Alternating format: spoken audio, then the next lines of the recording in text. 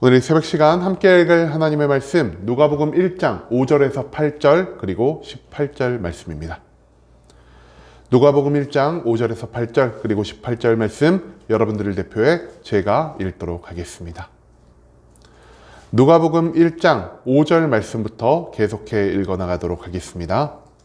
유대왕 헤롯 때에 아비야 반열 제사장 한 사람이 있었으니 이름은 사가랴요 그의 아내는 아론의 자손이니 이름은 엘리사벳이라.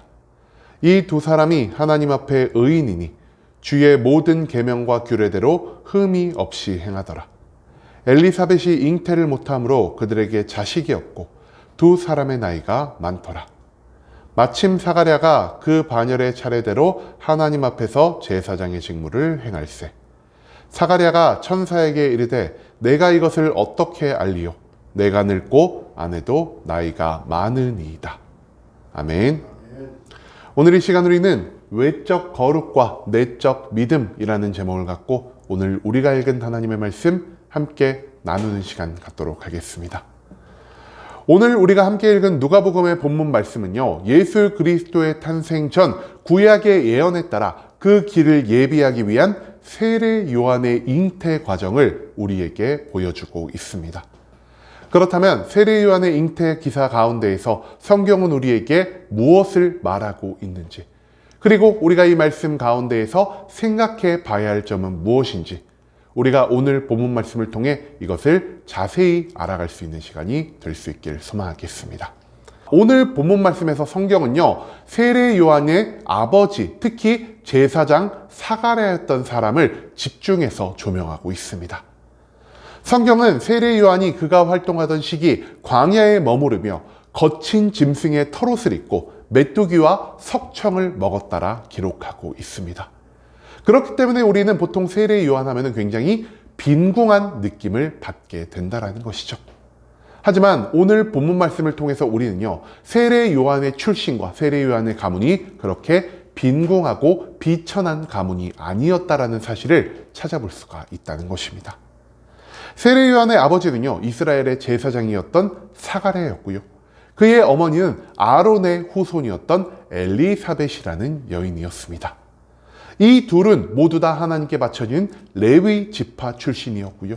사가랴는 그가 살아있을 당시 실제로 성전에서 모든 직무를 봉사하던 제사장이었다라는 사실을 오늘 본문 말씀은 우리에게 알려주고 있다는 것이죠.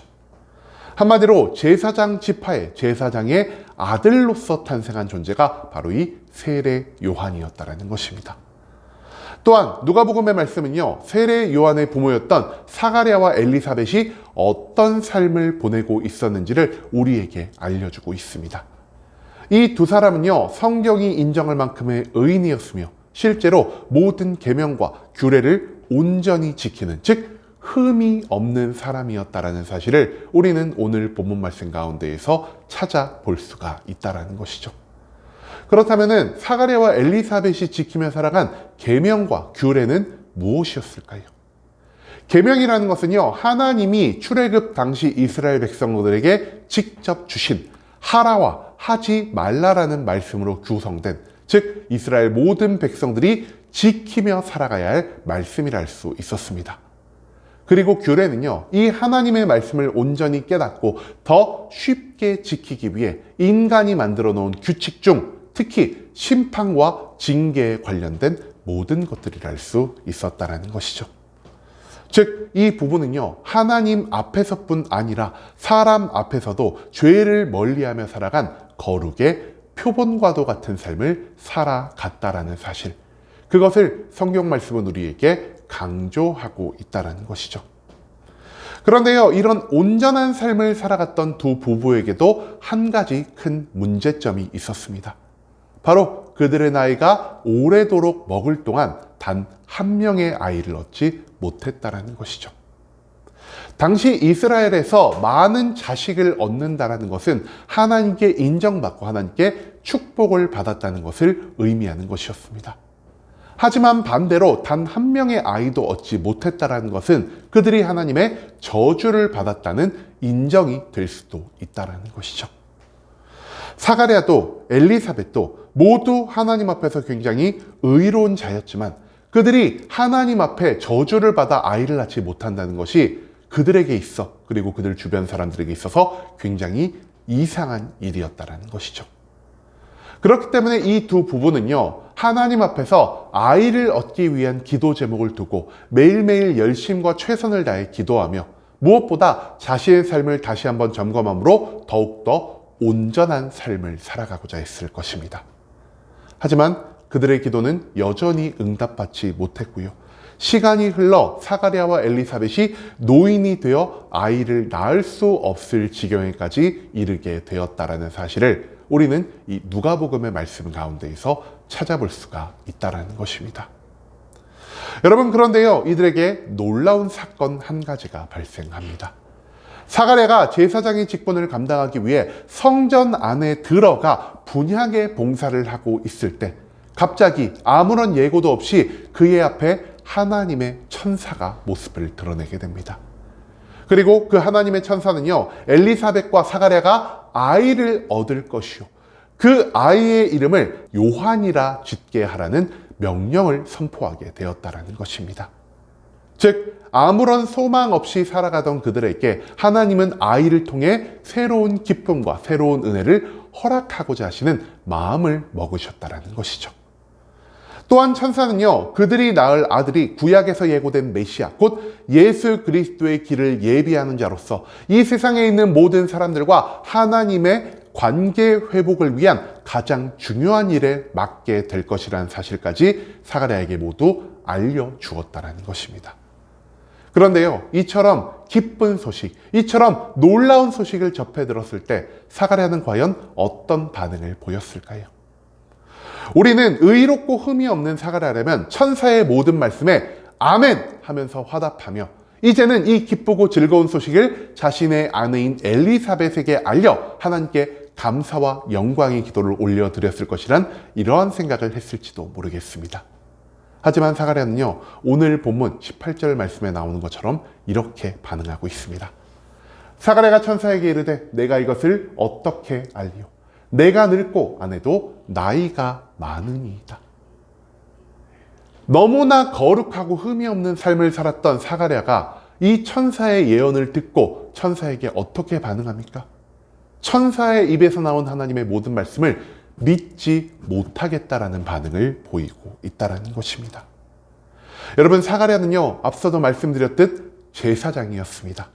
즉, 그는 이스라엘에 살아가는 너무나 많은 사람들보다 훨씬 더 살아계시고 전지전능하시고 우리를 향한 사랑과 계획을 멈추지 않으시는 하나님을 잘 알고 있는 자였다는 것이죠. 그런 하나님이 자신에게 천사를 보내셔서 체험의 신앙을 갖게 하시고 자신에게 좋은 소식을 들려주셨음에도 불구하고 그는 여전히 하나님의 말씀을 믿지 못하는 모습을 보였다는 것입니다. 그렇다면 왜 사가랴가 하나님의 이 말씀을 믿지 못했을까요? 오늘 본문의 이 마지막 말씀에 나오는 것처럼 사가랴와 그의 부인이 아이를 갖기에는 너무나 많은 나이를 갖고 있었기 때문이라는 것입니다. 사가랴는 제사장으로서 하나님의 살아계심을, 하나님의 전지전능하심을, 그리고 하나님이 이 세상에 있는 모든 사람들을 위한 특별한 계획과 사랑을 갖고 있는 것을 모두 알고 있는 자였습니다. 심지어 제사장으로서 그는 이스라엘에서 하나님이 기적을 베푸셨던 모든 것을 다른 사람들보다 훨씬 많이 알고 있었기에 오랫동안 아이를 갖지 못한, 그리고 더 이상 경수가 끊겨 아이를 낳지 못하는 아브라함과 사라의 이야기를 모두 알고 있었던 자였을 것이라는 사실을 우리는 충분히 추측해 볼 수 있다는 것이죠. 그럼에도 불구하고 사가랴는요, 하나님의 전지전능하심보다, 하나님의 만드시는 기적보다 자기 육신의 노쇠함을 먼저 바라보는 모습을 보였다는 것입니다.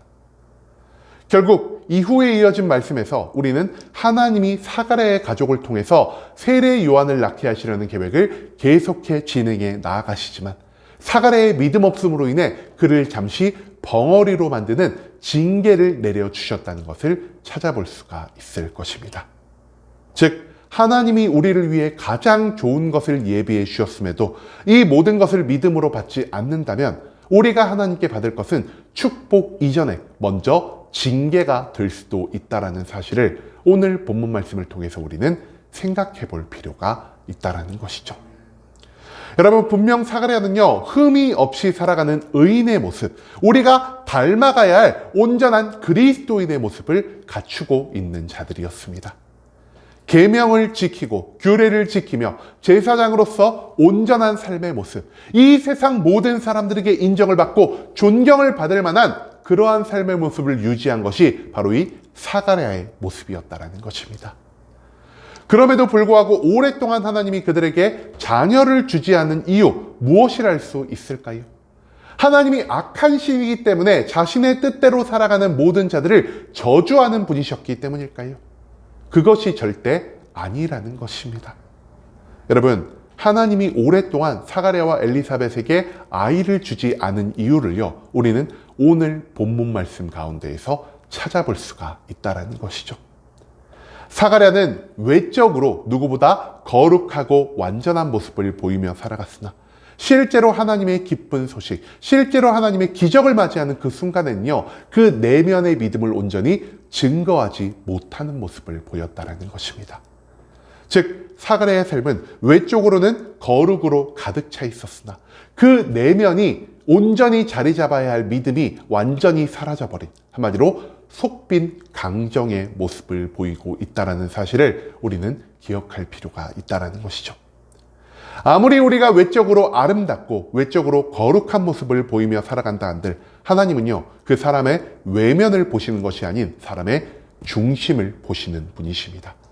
한마디로 우리가 완전한 거룩을 갖추었다 하더라도 그 거룩을 만들어내야 할, 그 거룩의 근원이 되어야 할 믿음이 없다면 하나님은 우리를 통해서 그 어떠한 놀라운 일을 만들어내지 않으신다라는 것을 우리는 수없이 많은 성경 말씀을 통해서 찾아볼 수가 있었다라는 것이죠. 그렇기 때문에 하나님은요, 반쪽짜리 그리스도인의 모습을 가진, 곧 온전한 믿음 없이 외적인 거룩함만을 가지고 살아가는 이 사가랴를 훈련시키고 그의 믿음을 완성하며 그에게 은혜라는 선물을 공급하고자 하셨습니다. 나이가 먹어 이제 자녀를 도무지 낳을 수 없는 부부가 인간의 능력으로는 할 수 없는 이 자녀를 출산하는 기적을 하나님의 능력을 통해서 체험할 수 있게 되었다는 것이죠. 즉, 아들을 주어 하나님을 온전히 믿을 수 있는 체험의 신앙으로 사가랴와 엘리사벳을 인도하기 위해 하나님은 오랫동안 그들의 태를 의도적으로 닫아 놓으셨다는 사실을 우리는 오늘 본문 말씀을 통해서 추측해 볼 수가 있다는 것입니다. 외적으로는 완벽했으나 내적인 믿음이 없었기 때문에 사가랴 부부는 이 하나님의 축복이라는 자녀를 얻지 못했다는 사실, 그것을 우리는 오늘 본문 말씀 가운데에서 절대로 잊지 말아야 한다는 것이죠. 여러분, 이제는 우리가 사람들의 눈에 보이는 외적인 거룩에만 치중하는 것이 아닌 하나님이 진짜 보시는 우리의 내면에 있는 믿음에 집중하며 살아갈 수 있길 원합니다. 우리가 아무리 완전한 삶의 모습을 보이며 많은 사람들에게 인정을 받고 칭송을 받는다 하더라도 믿음이 없는 자는 그 어떠한 축복과 기적을 누리지 못하고 오직 하나님이 예비하신 징계를 받을 수가 있다는 것을 사가랴는 자신의 삶을 통해 우리에게 가르쳐주고 있다는 것입니다. 살아계신 하나님은 전지전능하시기 때문에 우리의 모든 현실을 뛰어넘어 일하시는 분이시며 우리를 향한 사랑을 영원히 변치 않고 유지하시는 분이라는 사실을 기억하므로 세상의 다른 모든 것보다 내가 처한 상황의 현실적인 문제보다 그 모든 것 위에 계신 하나님 한 분만을 온전히 바라보고 하나님 한 분만을 온전히 믿고 순종하며 살아갈 수 있는 순복음 함께하는 교회 모든 성도님들이 될 수 있길 간절한 마음으로 소망하겠습니다. 아멘.